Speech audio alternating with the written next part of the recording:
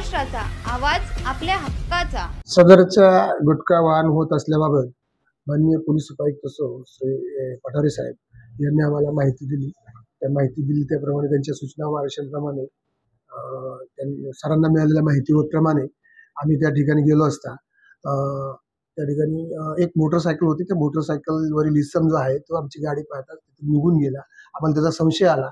संशय आल्यामुळे त्या गाडीला असलेली चावी, त्या चावीने बाजूस असलेल्या गोडाऊनला आम्ही उघडलं असतं। त्या गोडाऊन उघडलं गेलं। त्या गोडाऊनमध्ये जो यातला जप्त केलेला मुद्देमाल जो आहे 12 लाखाचा, जो 1000 किलो वजनाचा गुटखा आणि सुगंधित द्रव्य असा मुद्देमाल जप्त करण्यात आलेला आहे। यातील आरोपीवरती मुर्शिद शेख जो आहे त्याला आरोपी आहे। याच्यावरती यापूर्वी एक गुन्हा दाखल आहे 22 साली अशा प्रकारचा। सर, अद्याप आरोपी अटक आहे की नाही? सदरचा आरोपी जो आहे तो त्या ठिकाणी त्या पोलिसांचा आल्याचा संशय त्याला आल्याने तो त्या ठिकाणी त्याची मोटरसायकल टाकून निघून गेला होता।